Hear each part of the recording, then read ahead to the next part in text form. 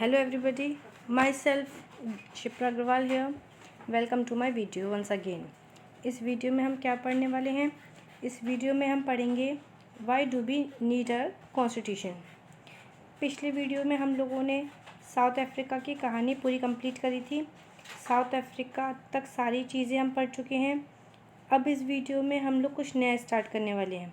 क्या है वो? अब हमने ये देखा कि साउथ अफ्रीका में क्या मिलता है. साउथ अफ्रीका में किस तरीके से नया इवोल्यूशन होता है, नया कॉन्स्टिट्यूशन बनता है. पहले बहुत ज़्यादा डिस्क्रिमिनेशन था. लोग आवाज़ उठाते हैं. आवाज़ उठाने के बाद में पार्टी बनाते हैं. पार्टी बनाने के बाद में देश को आज़ादी दिलाते हैं. किस चीज़ से? अपार्थाइडिज्म से. वो सारा सब कुछ हुआ. अब वहाँ पर एक फैक्टर जो निकल के आता है वो है कि जो कॉन्स्टिट्यूशन बनाया गया, इसके अलावा दोनों ब्लैक्स और वाइट्स के द्वारा बैठ के कॉन्स्टिट्यूशन बनाया गया. तो यहाँ पे सवाल ये उठता है कि कॉन्स्टिट्यूशन की आखिर ज़रूरत क्यों हुई. तो उसी चीज़ को हम इस वीडियो में डिस्कस करने वाले हैं. देखिए, सबसे पहले अगर हम कंक्लूज़न निकालें साउथ अफ्रीका की पूरी स्टोरी से, क्या कंक्लूज़न निकलता है? क्या कंक्लूज़न निकाल सकते हैं कि साउथ अफ्रीका में जिस प्रकार से दोनों ग्रुप साथ में बैठ के कॉन्स्टिट्यूशन बनाते हैं, वो both the oppressive and oppress set together and make drafted a constitution for them. यहाँ तक क्या हो रहा है कि वो लोग के बीच में एक म्यूचुअल अंडरस्टैंडिंग देखने को मिलती है, ताकि क्या हो, जिससे कि फ्यूचर में अगर कोई आगे चल के कोई प्रॉब्लम्स ना आए. अगर ब्लैक्स के हिसाब से फॉर्म कॉन्स्टिट्यूशन बनता तो क्या वो कॉन्स्टिट्यूशन वाइट्स एक्सेप्ट कर पाते? नहीं, कभी नहीं करते. क्यों नहीं करते? क्योंकि उन्हें ऐसा लगता कि इसमें हमारा कोई कुछ प्रॉफिट नहीं है. वही तरीके से अगर वाइट कॉन्स्टिट्यूशन बनाते तो क्या वो ब्लैक एक्सेप्ट करते? नहीं करते, क्योंकि वो कहते कि हमारा तो इसमें कुछ है ही नहीं है, हमारा ओपिनियन नहीं है. तो ये सारी समस्याएं थी. लेकिन जब सभी लोगों ने साथ में मिलकर कॉन्स्टिट्यूशन बनाया तो हम ये कह सकते हैं कि साउथ अफ्रीका में एक इंक्लूसिव अप्रोच है, जिसमें कि सारे लोग इंक्लूडेड हैं और नया कॉन्स्टिट्यूशन बना है. और फिर ऐसा कॉन्स्टिट्यूशन बना है जिसमें कि सारे लोगों की सहमति हो. तो वो किया गया साउथ अफ्रीका में. नेशनल कॉन्स्टिट्यूशन निकल के आया. अब ज़रूरत क्यों होती है कॉन्स्टिट्यूशन की? तो देखिए, need for rules in football. अब देखिए, कॉन्स्टिट्यूशन को एक साइड रख लीजिए. कॉन्स्टिट्यूशन में होता क्या है? बेसिक तरीके से रूल्स एंड रेगुलेशन होते हैं. तो जैसे कि हम रूल्स एंड रेगुलेशन की बात करते हैं, फुटबॉल की टीम को मान लीजिए. फुटबॉल टीम में क्या होता है? कोई रूल्स रेगुलेशन नहीं है. कोई भी फुटबॉल लेके भाग जाता है. कोई भी उसी फुटबॉल को कोई बास्केटबॉल बना दिया, कभी क्रिकेट कर दिया बॉल को. यदि अगर इसी तरीके से आप फुटबॉल खेलेंगे, कोई रूल्स रेगुलेशन नहीं होंगे, जिसको जो करना है करो, कुछ भी कर सकते हो आप, जैसा भी जो चाहते हो, तो उसके चलते क्या होगा कि आप लोग गेम की तरह गेम खेल पाएंगे? नहीं हो पाएगा.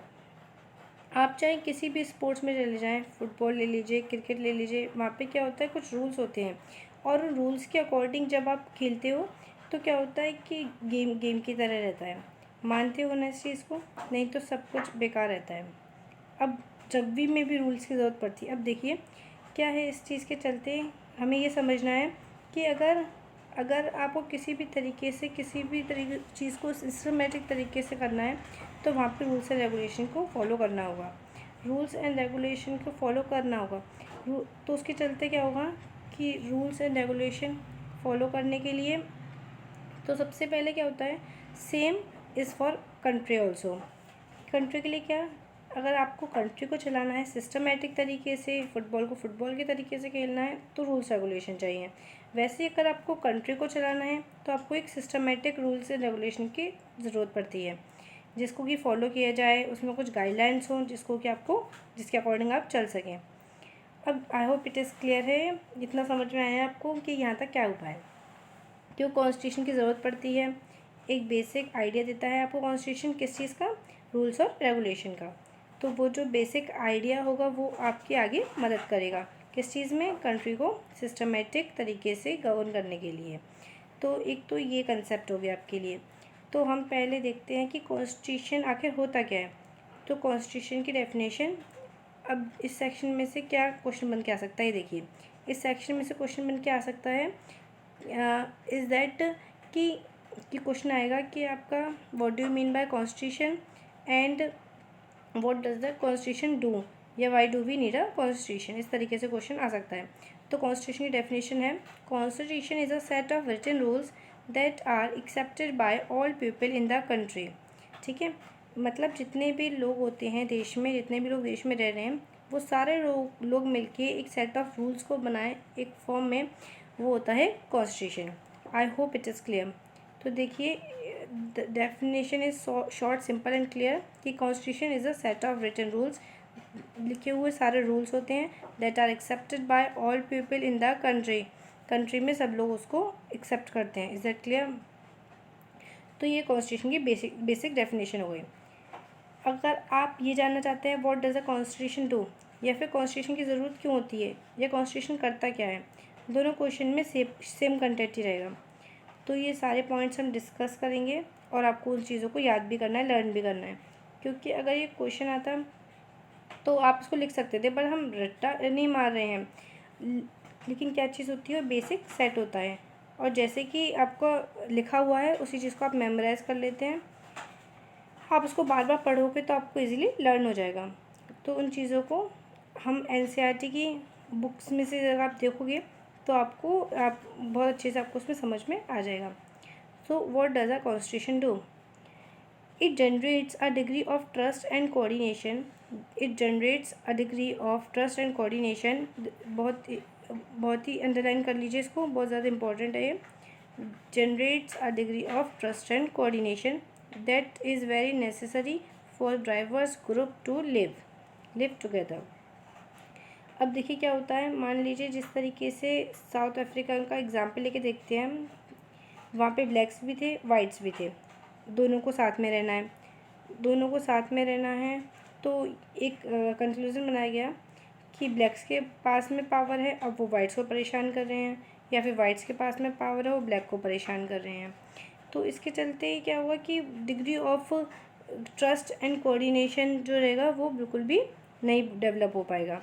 लेकिन आपके पास कॉन्स्टिट्यूशन है, आप कॉन्स्टिट्यूशन में सारी पावर स्पेसिफाई कर देते हैं, तो क्या होता है कि जो आपको जो ब्लैक्स हैं वो उसको वाइट्स को फॉलो करते हैं, और जो वाइट्स हैं वो भी उसी रूल्स और रेगुलेशन को फॉलो करते हैं। तो अब डोमिनेट नहीं कर पाएंगे वो लोग एक दूसरे को, तो उसके चलते क्या होता है, degree of trust and coordination develop होता है। इससे कॉन्स्टिट्यूशन है तो लोग साथ में रहने के लिए बाउंड होते हैं, साथ में रहने के लिए एक तरह से तैयार होते हैं, तो उनके बीच में ट्रस्ट और कोऑर्डिनेशन डेवलप होता है। I hope it is clear कि किस तरीके से कॉन्स्टिट्यूशन आपको हेल्प करता है आपस में कोऑर्डिनेशन बनाने के लिए, उसको डेवलप करने के लिए, आपके बीच में ट्रस्ट डेवलप होगा। Next is it specify how the government will be constituted, who will have power to take which dreams. अब देखिए ये दो पार्ट में है। It specifies how the government will be constituted and who will have power to take which decision. तो देखिए सबसे पहले क्या है, कॉन्स्टिट्यूशन में स्पेसिफाई नहीं होगा कि गवर्नमेंट कैसे बनानी है, तो कोई भी आएगा और पर्सन होगा बोल देगा कि हमारे पास तो सबसे ज़्यादा पावर है, सबसे ज़्यादा पैसा है, तो गवर्नमेंट हम बनाएंगे, और next day prime minister change होता रहेगा। तो इस तरीके से नहीं, हमारे कॉन्स्टिट्यूशन में स्पेसिफाई किया गया है कि गवर्नमेंट कैसे बनना है, कि वोटिंग होगी, सारे मेंबर्स ऑफ पार्लियामेंट मिलके जो पार्टीज़ आएंगी उनको सेंट्रल गवर्नमेंट में डालना है, या प्राइम मिनिस्टर को चूज़ करना है, या फिर प्राइम मिनिस्टर बनेंगे, कैसे चीफ मिनिस्टर बनेंगे, और फिर वैसे ही एमएलए के लिए भी दिया हुआ है कि सबका स्पेसिफाई किया हुआ है कि गवर्नमेंट कैसे बननी है। तो देखिए ठीक है, कॉन्स्टिट्यूशन है तो ये स्पेसिफाई है, अगर कॉन्स्टिट्यूशन नहीं होता तो बहुत ज़्यादा एक तरीके से प्रॉब्लम हो जाती कि कैसे गवर्नमेंट बनना है, देश कैसे चलना है, बहुत सारी समस्याएं आ जाती। अगर आप कॉन्स्टिट्यूशन को उठा के देखेंगे तो उसमें आपको सारी चीज़ें क्लेरिफाई होंगी कि कैसे किसके पास कितनी पावर होंगी, कौन कैसे उस पोस्ट तक पहुँचेगा, कौन एलिजिबल होगा, कौन एलिजिबल नहीं होगा, ये सारी चीज़ें कॉन्स्टिट्यूशन में हैं। अब so it specifies how the government will be constituted, तो गवर्नमेंट कैसे बनेगी कॉन्स्टिट्यूशन में सब लिखा हुआ है, बताया हुआ है। और उसके बाद में मेन चीज़ क्या होती है, it is also specify who will have power to take which decision. अब ये भी कॉन्स्टिट्यूशन में बताया गया है आपको कि किसके पास कितनी पावर होगी और कौन सा डिसीज़न लेने की पावर होगी। नहीं तो इसके चलते क्या होगा कि प्राइम मिनिस्टर सारे काम कर लेगा, डिफेंस मिनिस्टर के भी काम कर लेगा, वो और मिनिस्टर्स होंगे उनके भी काम कर लेगा, लेकिन ऐसा नहीं है। कॉन्स्टिट्यूशन उस चीज़ को स्पेसिफाई करता है। क्या स्पेसिफाई करता है कि किसके पास कितनी पावर होंगी और कौन कितने काम को कर सकता है। ये कॉन्स्टिट्यूशन का बहुत बड़ा अचीवमेंट है। कॉन्स्टिट्यूशन क्या कर सकता है, बाउंड्री सेट कर सकता है। I hope it is clear. Next is it lays down limits on the power of the government and tell us the right of citizen. मतलब कॉन्स्टिट्यूशन में क्या करता है, एक लिमिट लगा देता है गवर्नमेंट पे। एक चीज़ पूछती हूँ मैं आपसे, देश में सबसे ज़्यादा पावरफुल कौन होता है? तो अलग अलग नाम आएंगे, ठीक है, लेकिन ऐसा नहीं है। देश में सबसे ज़्यादा पावरफुल होती है गवर्नमेंट। अब गवर्नमेंट सबसे ज़्यादा पावरफुल होती है तो आपको एक प्रोटेक्शन की ज़रूरत है। तो किससे प्रोटेक्शन की ज़रूरत है? ऐसा नहीं है जैसे कि आपके सामने मान लीजिए कोई शेर आ रहा है, कोई लॉयन आ रहा है, कुछ ऐसा है, तो शेर को प्रोटेक्शन की ज़रूरत नहीं है, या फिर एक एंट आ रही है उसको प्रोटेक्शन की ज़रूरत है। तो आप क्या क्या कहेंगे कि शेर से लॉयन से प्रोटेक्शन की ज़रूरत है किसको? एंट को, क्योंकि जो एंट है वो ज़्यादा है, वो जो लॉयन है वो ज़्यादा पावरफुल होता है। तो इस तरीके से प्रोटेक्शन की ज़रूरत किसको रहेगी? प्रोटेक्शन की ज़रूरत रहेगी गवर्नमेंट से। अब देखिए आपको किससे ज़्यादा, क्योंकि गवर्नमेंट ज़्यादा पावरफुल है तो उससे ज़्यादा आपको एक तरह की प्रोटेक्शन की ज़रूरत रहेगी। गवर्नमेंट क्या करता है, लिमिट्स लगाता है लोगों के ऊपर। किस चीज़ के ऊपर? फंडामेंटल राइट्स के ऊपर कुछ लिमिट्स हैं जो गवर्नमेंट के द्वारा सेट की गई हैं, जिसे गवर्नमेंट भी वायलेट नहीं कर सकती है। कॉन्स्टिट्यूशन क्या करता है, वो लिमिट लगाता है गवर्नमेंट की पावर पे, ताकि गवर्नमेंट सिटीज़न के राइट्स को इनक्रोच ना करे, उनके अधिकारों का उल्लंघन ना करे। तो it lays down limits on the power of the government and tell us the right of citizens. और वो हमें बताता है कि ऑलरेडी देश के जो नागरिक हैं उनका क्या अधिकार है। ये सारी चीज़ें हमें कहाँ मिलती हैं? सारी चीज़ें हमें मिलती हैं कॉन्स्टिट्यूशन में। कॉन्स्टिट्यूशन ये काम करता है, या फिर किन कारणों से हमें कॉन्स्टिट्यूशन की ज़रूरत होती है। आई होप तीनों पॉइंट्स क्लियर हो गए हैं आपको। इस तरीके से डिग्री ऑफ ट्रस्ट और कोऑर्डिनेशन डेवलप होता है। किस तरीके से ये स्पेसिफाई करते हैं कि गवर्नमेंट कैसे बनती है, किसके पास कितनी पावर होती है, और तीस है कि वो लिमिट लगाते हैं गवर्नमेंट की पावर पे, जिससे कि लोगों के सिटीज़न के अधिकारों पे वो बिल्कुल भी वो नहीं कर सकें। लास्ट पॉइंट जो है वो है आपका कॉन्स्टिट्यूशन का, why do we need a constitution में ये है, it expresses the aspiration of the people about creating a good society. अब देखिए, मान लो एक सोसाइटी है, एक सोसाइटी में सारे चोर लोग हैं, ठीक है। अब सोसाइटी में अगर सारे चोर हो जाते हैं तो क्या सोचेंगे कि उनकी कंट्री का जो कॉन्स्टिट्यूशन बने, वो कॉन्स्टिट्यूशन कैसा बने कि चोर को बिल्कुल ही जुर्म ना माना जाए, एक तरह का जुर्म से नहीं माना जाए। तो क्या होगी, कोई कितनी भी चोरी करे उसे कोई सज़ा नहीं मिले। क्यों? क्योंकि वो वहाँ की जो सोसाइटी है वो उसमें सारे चोर हैं, और उनका एस्पिरेशन क्या रहेगा चोरों का कि चोरी करना एक जन्मसिद्ध अधिकार है उनका, तो चोरी करने के लिए कोई भी बैन ना हो। तो ऐसे ही क्या होता है, जो सोसाइटी होती है, सोसाइटी की अपनी एक सोच होती है, अपना एक सोचने का नज़रिया होता है। अब देखिए जैसे कि आप वेस्टर्न कंट्रीज़ में बहुत ही ज़्यादा लिबरलाइज होता है, तो लिबर्टी बहुत होती है लोगों के ऊपर। तो वहाँ पे ऐसे कॉन्स्टिट्यूशन होगा या फिर कॉन्स्टिट्यूशन में कुछ ऐसे लॉज होंगे जो क्या होंगे, आपको लिबर्टी की तरफ ज़्यादा लेकर चलेंगे। जैसे कि LGBT राइट्स होते हैं वहाँ पे, या फिर सेम जेंडर में मैरिजेस राइट भी हैं।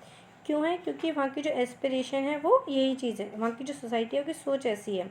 तो सोसाइटी की सोच कहाँ पे रिफ्लेक्ट होती है? उनकी कॉन्स्टिट्यूशन में। तो वैसे ही क्या होता है, it expresses the aspiration of the people. लोगों की जो इच्छाएं हैं वो बताता है कॉन्स्टिट्यूशन कि कैसे आपका समाज कैसा है, वो आपके कॉन्स्टिट्यूशन में रिफ्लेक्ट होता है। और हमारा जो कॉन्स्टिट्यूशन है वो बहुत अच्छा है।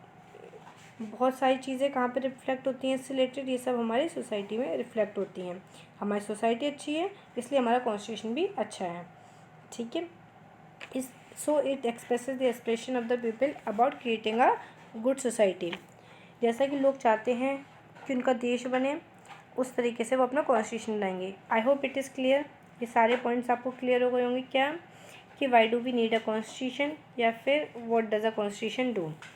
कॉन्स्टिट्यूशन क्या होता है, एक डायरेक्ट क्वेश्चन बन सकता है कि कॉन्स्टिट्यूशन की डेफिनेशन आप लिख सकते हैं उसमें, और ये चारों पॉइंट्स, ये सारी चीज़ आपको ध्यान रखना है। तो आई थिंक ये आपको क्लियर हो चुका है। अब हम बात करते हैं making of Indian constitution. Making of Indian constitution में मैं आपको बताने वाली हूँ next, making of Indian constitution. इसमें अब हम बात कर रहे हैं, इसमें हम बात करने वाले हैं किस चीज़ की, मेकिंग ऑफ इंडियन कॉन्स्टिट्यूशन की। पिछली पेज पे हमने देखा था कि why do we need a constitution, कुछ फीचर्स को भी हमने डिस्कस किया था। ठीक है, अब हम देखेंगे कि हमारा जो कॉन्स्टिट्यूशन बना है तो वो कैसे बना है। ऐसा तो है नहीं कि रातों रात तो कॉन्स्टिट्यूशन बन के तैयार हो गया हो, टाइम लगा होगा, हमारे एक्सपीरियंसेस को हमने क्या किया होगा, उसमें अप्लाई किया होगा। एक होलिस्टिक व्यू देखेंगे कि किस तरह के से हमारा कॉन्स्टिट्यूशन इन्वॉल्व हुआ, कैसे बना, अब ये कहाँ कहाँ से क्या क्या सीखा और क्या क्या अडॉप्ट किया है। ठीक है, अब देखिए, उससे पहले मैं आपको एक बैकग्राउंड बताती हूँ। एक चीज़ है जिसको आपको समझना बहुत ज़्यादा इम्पॉर्टेंट है। इस चीज़ पर थोड़ा सोचिएगा कि Indian constitution was drawn up under very difficult circumstances, मतलब बहुत ही ज़्यादा डिफ़िकल्ट सर्कमस्टेंसेस थी, बहुत ही ज़्यादा कंट्री में बहुत सारी प्रॉब्लम थी, जिसके अंदर हमने क्या किया, कॉन्स्टिट्यूशन को बनाया है। ऐसा क्यों कह रही हूँ मैं, क्योंकि आज हम देखते हैं कि कंट्री में सारी जो चीज़ें हैं बहुत नॉर्मल है, सारी कंडीशन बहुत नॉर्मल है, सब कुछ बहुत अच्छे से चल रहा है, सारी चीज़ें हमें इजीली अवेलेबल हो जाती हैं। बट ऐसा जब नहीं था, जब हमने कॉन्स्टिट्यूशन बनाया था। ऐसा क्या हो रहा था उस समय पे, ये सब मैं आपको बताने वाली हूँ। तो देखिए, डाइवर्स ग्रुप ऑफ पॉपुलेशन क्या था कि जब हमारा कॉन्स्टिट्यूशन बन रहा था तो इंडिया में कितनी सारी डाइवर्सिटी थी, वो आज भी है, हम ये नहीं कह रहे कि आज नहीं है, लेकिन उस समय पे भी क्या थी, डाइवर्सिटी बहुत ज़्यादा थी। अब जब कॉन्स्टिट्यूशन बना तो अलग अलग लोग थे, we were having diversity of religion, diversity of on the basis of caste, culture, race, बहुत सारी अलग अलग फैक्टर्स थे, बहुत सारे अलग अलग कह सकते हैं कि हमारे पास क्राइटेरियाज थे, जिनके देखते हुए हमें बहुत सारी डाइवर्सिटी थी जिसकी हमारे देश में। और इतने सारे डाइवर्सिटी को क्या करना है, एक साथ accommodate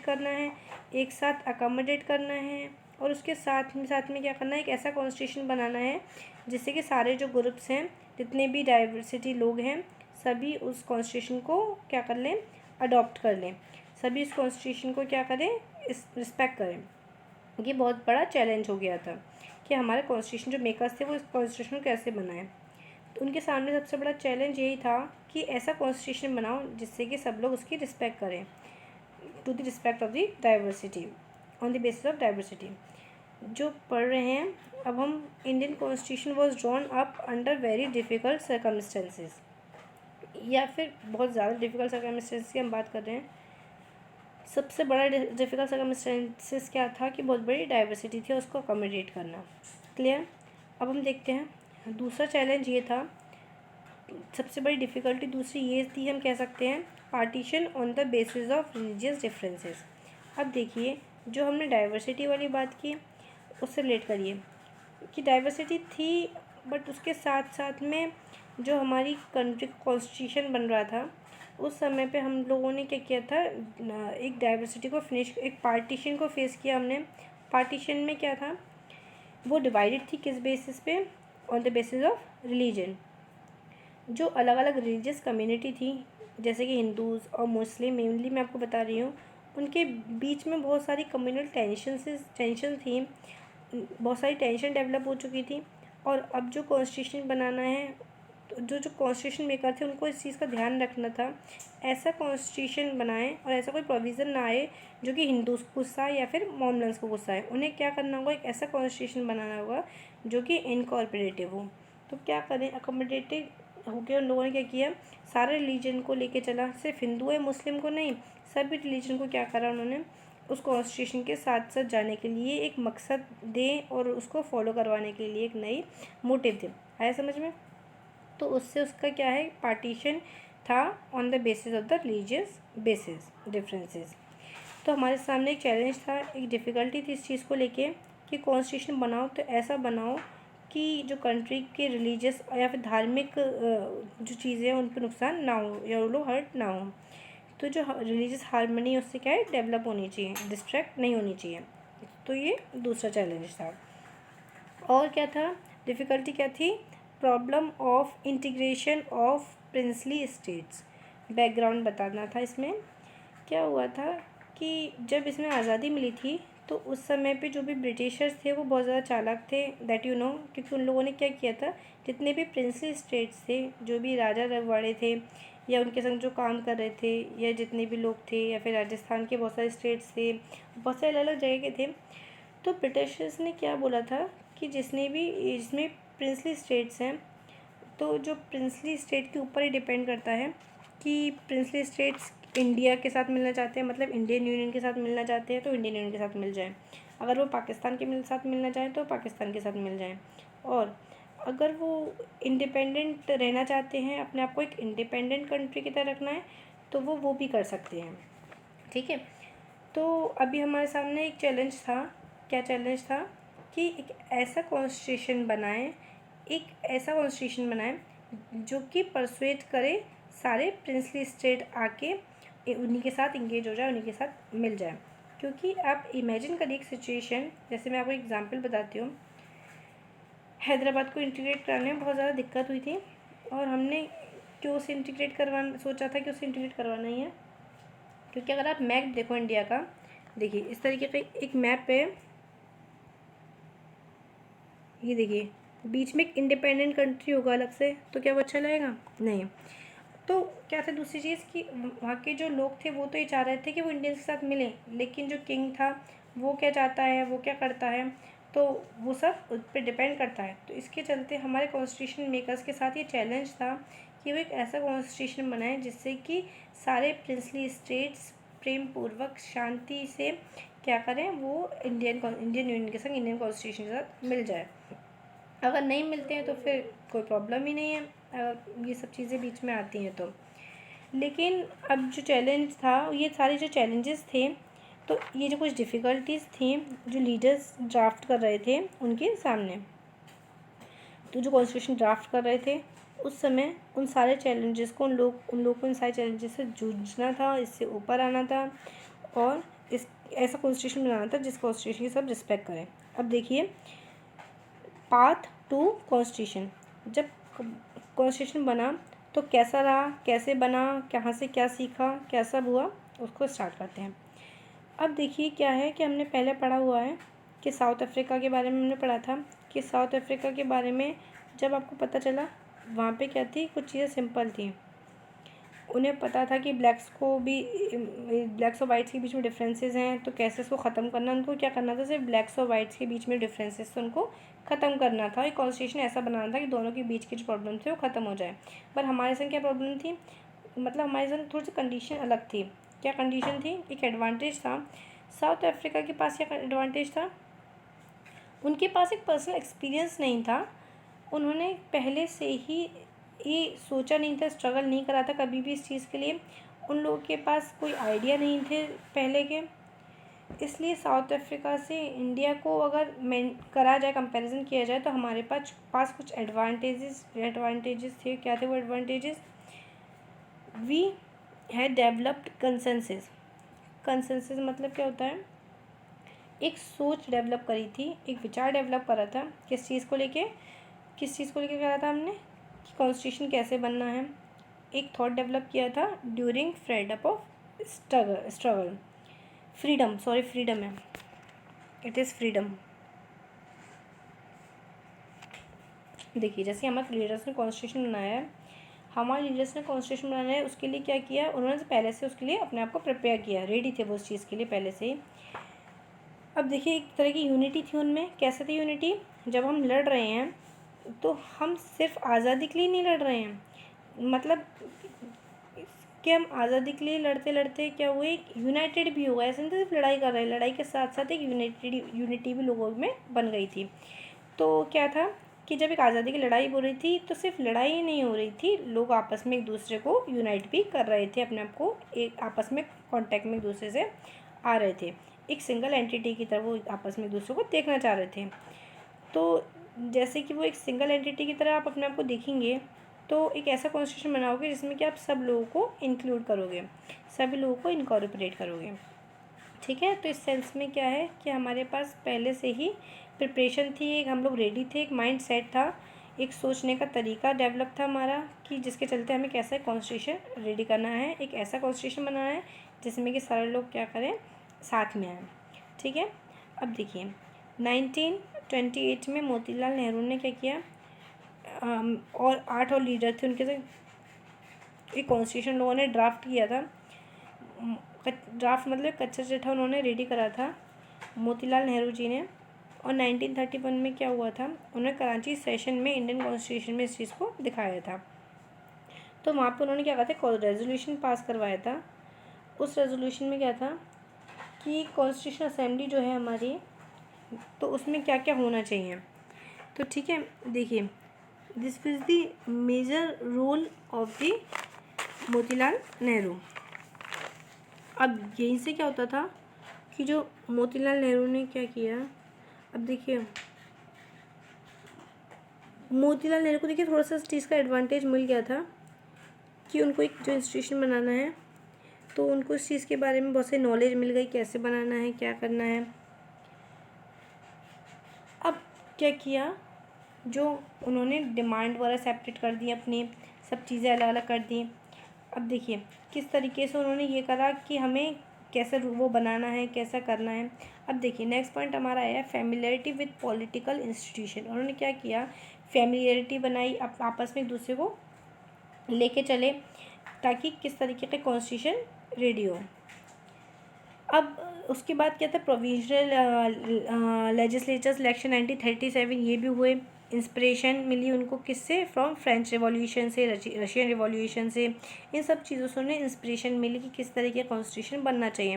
bill of rights in the US, और कुछ जो बिल्स वगैरह थे कि किस तरीके का बिल बनना है, ये सब चीज़ें उनके सामने आई।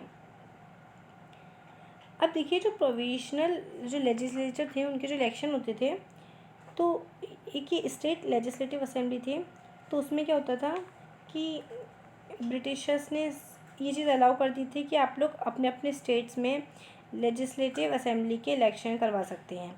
तो हमारे लोगों ने क्या किया, वो लोग ही पार्टिसिपेट करते थे, वही लोग लीडर बनते थे, हमारे लोग लीडर बनते थे, वो लोग क्या करते थे, फिर वो असेंबली के अंदर काम करते थे कि किस तरीके से लॉज बनाने हैं, क्या क्या प्रोविज़न होना चाहिए, क्या प्रोविज़न नहीं होना चाहिए। ठीक है, नेक्स्ट इसी सेंस में क्या हुआ, लीडर फैमिलियर हुए थे किसके साथ, पॉलिटिकल इंस्टीट्यूशन के साथ। तो हमारे पास पहले से क्या मिलने लगा था, हमें आइडिया मिलने लगा था कि हमें पॉलिटिकल इंस्टीट्यूशन कैसे जनरेट करना है, कैसे बनाना है, लेजिस्लेचर कैसे बनती है, एग्जीक्यूटिव कैसे काम करते हैं। तो हमें क्या है, हमें कुछ आइडिया मिल गया था कि काम कैसे किया जाता है। तो उस चीज़ से हम क्या हुए थे कि हम निश्चिंत हुए थे कि हमें क्या करना है, क्या नहीं करना है, ये सब सोचने की टेंशन हमें नहीं थी। अब हमारे पास ये भी नहीं था कि कल को हमें कॉन्स्टिट्यूशन बनाने की बारी आएगी या फिर देश लाने की बारी आएगी तो इस चीज़ में हमें कोई डाउट रहेगा, हम इजीली इसको चला सकते हैं। तो हमें ब्रिटिशर्स के बिना कैसे काम चलेगा सब सोचने की ज़रूरत नहीं थी क्योंकि हमें नॉलेज मिल गई थी। तो प्रोविजनल इलेक्शन 1937, तो जो मैंने आपको इलेक्शन बताए थे 1937 में बताए थे, उसमें क्यों हमारे लोग इलेक्ट हुए हैं, हमारे लोगों को क्या मिल गया, एक फ़र्स्ट हैंड एक्सपीरियंस मिल गया कि काम कैसे करना है, पॉलिटिकल इंस्टीट्यूशन को कैसे चलाना है। तो हमारे पास ये भी आइडियाज़ थे, कॉन्स्टिट्यूशन बना लेंगे हम लोग, अभी कॉन्स्टिट्यूशन बना लेंगे, फॉलो कर लेंगे, अब डर की कोई भी बात नहीं। अब हम बात करते हैं सबसे इम्पॉर्टेंट चीज़ है, हमने जब कॉन्स्टिट्यूशन बनाया था तो ऐसा नहीं था कि कॉन्स्टिट्यूशन हम अपने हिसाब से बना रहे हों। We have drawn the inspiration from various political activities, या फिर कुछ ऐसे इंसिडेंट्स हुए थे, बहुत सारी एक्टिविटीज़ हुई थी वर्ल्ड वाइड लेवल पे। तो हमने क्या किया, वहाँ से इंस्पिरेशन ली, जैसे कि फ्रेंच रिवॉल्यूशन था। फ्रेंच रिवॉल्यूशन की एक बहुत अच्छा एग्जाम्पल है, क्लासिकल एग्जाम्पल है। फ्रेंच रिवॉल्यूशन से हमने सीखा है कि अगर हम कल को एक देश के कॉन्स्टिट्यूशन की बात करते हैं तो हम उसको कर सकते हैं। तो ये सारी चीज़ हमने सीखी थी। तो this was about this chapter making of constitution and need of constitution, why do we need a constitution, and the part 2 constitution. So students, get ready for the next video. Next video we are going to talk about so many things further of this chapter. Keep learning, stay safe, stay home.